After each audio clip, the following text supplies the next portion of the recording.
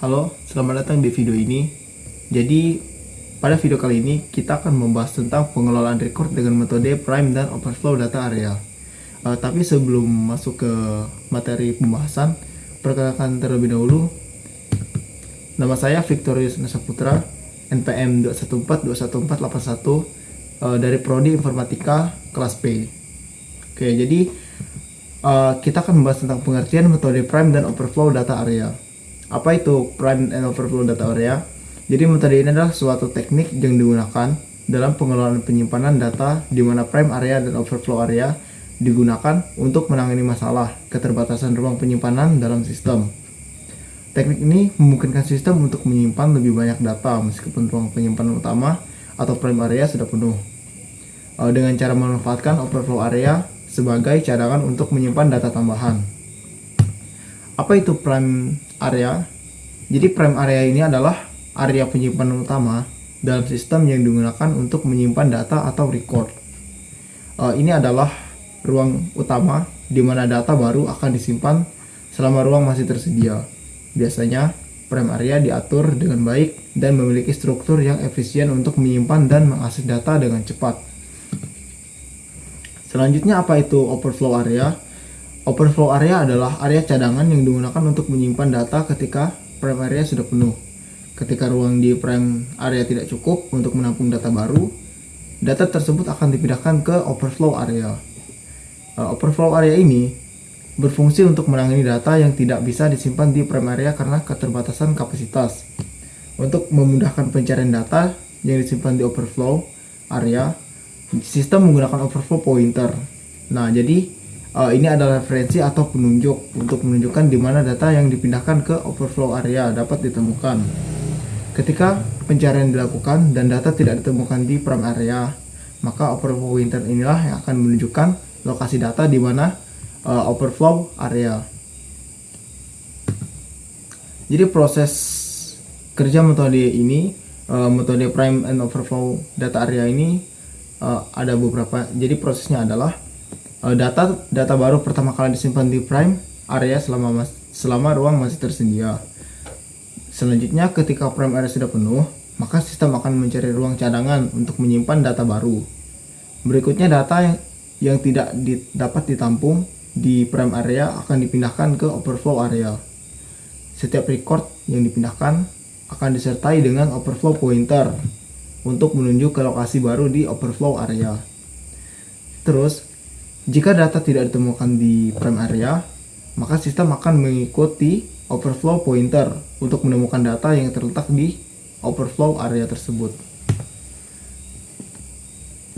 Nah, jadi kita akan membahas tentang proses insert dan delete. Jadi pada proses insert ada beberapa proses. Yang pertama itu penambahan data ke prime area. Nah, jadi saat data baru perlu dimasukkan ke dalam sistem, pertama-tama data tersebut akan disimpan ke prime area jika masih ada ruang yang tersedia.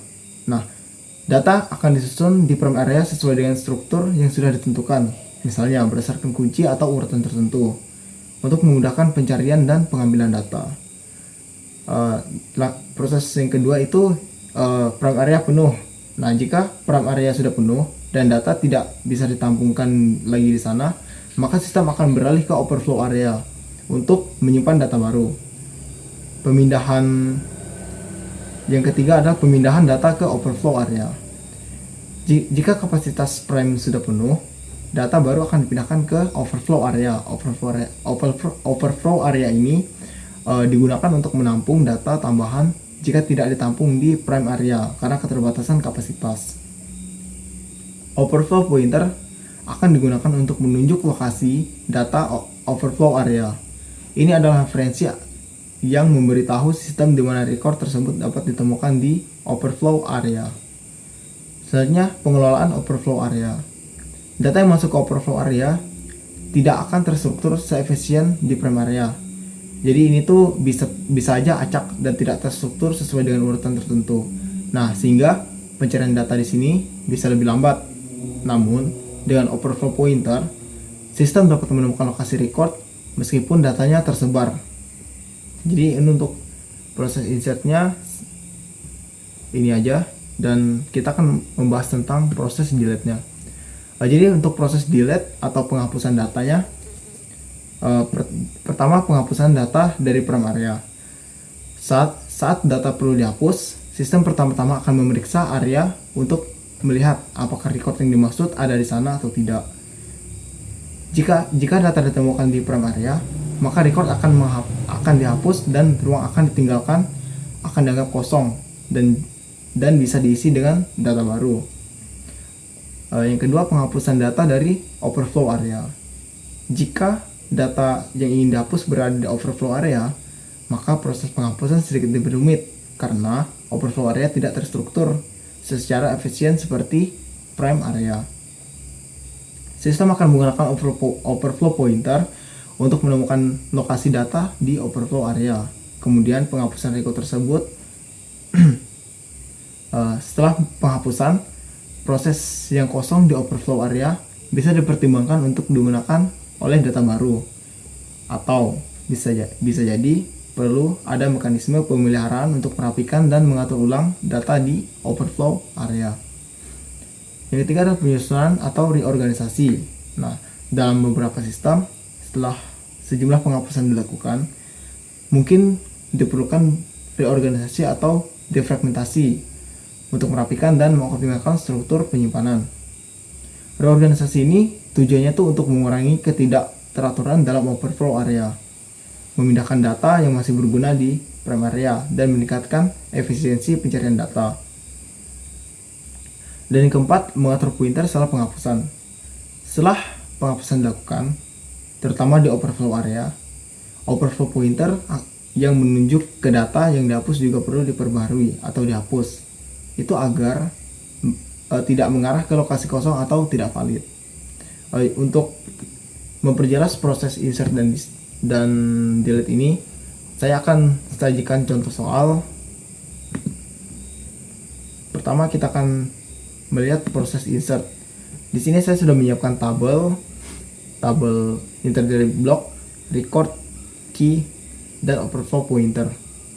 Jadi dalam satu blok ini tuh saya siapkan terdiri dari 4 record, di mana blok 1, blok 2, dan blok 3 ini adalah sebagai prime data area.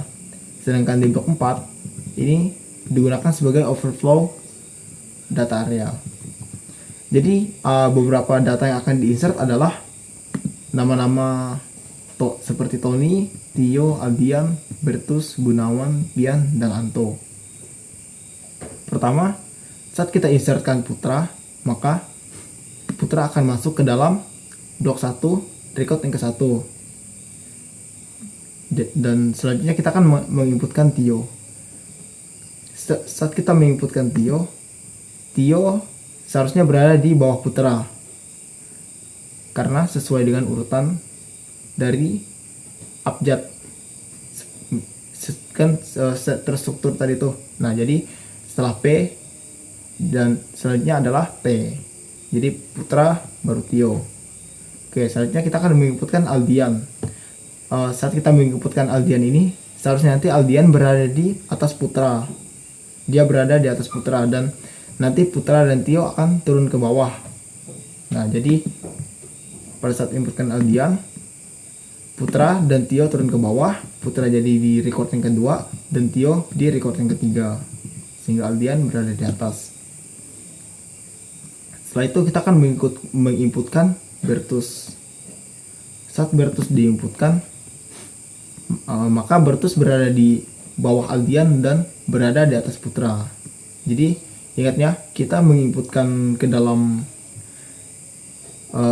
key, dia harus sesuai dengan urutan abjad dari namanya. Ini di kasus yang ini ya, di kasus yang menginputkan nama. Oke, jadi selanjutnya kita akan menginputkan Gunawan.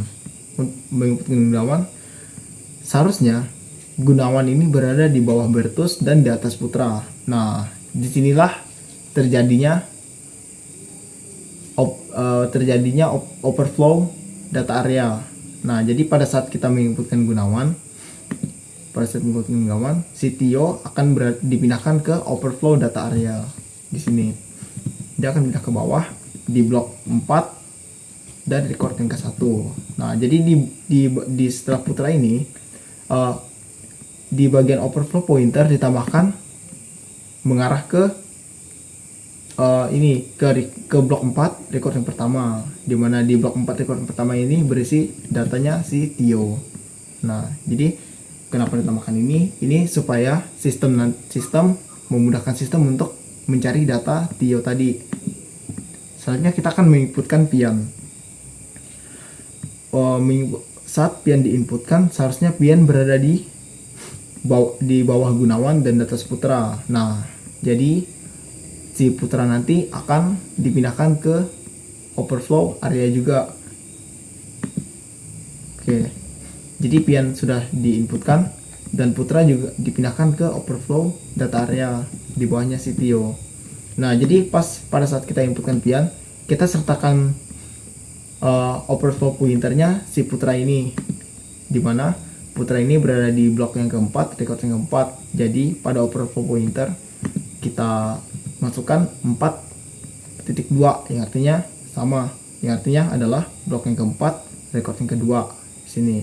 Dan di bagian putra ini tetap disertakan overflow pointernya si Tio agar nanti pada saat sistem mencari data si Tio bisa melalui overflow pointer ini. Oke, jadi yang terakhir kita akan menginputkan Anto. Pada saat Anto diinputkan, seharusnya Anto ini berada di bawah Aldian dan di atas Bertus. Datanya disimpan di antara ini, kedua nama ini.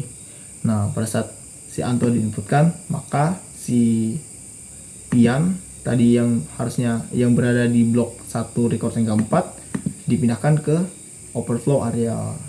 Dan di sini pada Gunawan, karena si Anto di bawah Aldian, maka Bertus dan Gunawan turun satu baris. Nah, di Gunawan inilah nantinya dikasih overflow pointernya si Pian tadi, dimana Pian berada di blok yang keempat, record yang ketiga. Oke, jadi ini untuk proses inputnya. Sekarang kita akan membahas tentang proses delete-nya. Untuk proses delete-nya, kita langsung aja. Di sini saya sudah siapkan data yang di-delete adalah Aldian, Bertus, dan Pian. Jadi yang kita delete-kan adalah si Aldian ini yang pertama kali, selanjutnya Bertus dan juga Pian di sini. Nah, pertama kita kan delete si Aldian. Pada saat Aldian dihapus dari sistem penyimpanan si Aldian, jadi si Anto, Bertus, dan Gunawan ini naik satu baris. Karena naik, otomatis di record yang keempat akan kosong nantinya. Nah, pada saat ini kan si Gunawan kan menuju ke pointer, overflow pointer menunjukkan ke 4.3. Nah, si 4.3 inilah yang bakal naik nantinya untuk mengisi kosongnya record yang ini nanti. Oke, jadi karena si Aldian dihapus, maka Anto naik ke atas, Bertus naik ke atas, Gunawan naik ke atas, dan di sininya sebelumnya kosong, maka diisi oleh Pian yang tadinya adalah Gunawan. Nah, jadi overflow pointer mengarah ke 4.3, maka di sini juga akan diisi sama record yang 4.3 tadi yang berisi si Pian yang dimana sebelumnya berada di overflow area di blok 4 di blok 4 record yang ketiga. Oke, jadi setelah ini kita akan menghapus data Bertus. Bertus kan beradanya di blok 1 record yang kedua nih di sini. Nah, pada saat Bertus ini dihapus, maka si Anto tidak mengalami perubahan sama sekali, dan yang bakal naik adalah Gunawan dan Pian, karena kan pada saat dihapus si record ini kosong nih. Nah, nanti bakal diisi dengan data Gunawan dan Pian. Nah, pada saat Gunawan ini naik nanti ke record yang kedua dan Pian ke record yang ketiga, record yang keempat otomatis kosong kan. Nah, pada saat itulah nanti si overflow pointer kan menuju ke 4.2. 4.2 akan diisi dengan si Putra. Nanti Putra akan naik ke prime data area. Oke, jadi Bertus di-delete kan. Nah, jadi ini si Putra naik ke prime data area. Oke, Selanjutnya yang terakhir adalah pian. Pada saat pian dideletekan, pian kan di record meja 3. Nanti pada saat pian dideletekan ini kan kosong dan diisi dengan si putra kan. Pada saat diisi oleh putra dan di record 4, maka yang dioper pointer ini kan menunjukkan ke 4.1, dimana pada blok 4 record yang pertama ini diisi oleh Tio, dan maka di bagian ini akan diisi oleh Tio yang bagian record yang kosongnya tadi. Oke, pada saat didirikan pian, Tio naik ke sini ke prime data area. Oke, jadi mungkin sekian yang dapat saya sampaikan pada video kali ini. Jika teman-teman masih bingung dan mungkin masih belum paham dengan cara penyampaian saya, kita bisa diskusikan di kolom komentar. Oke, terima kasih.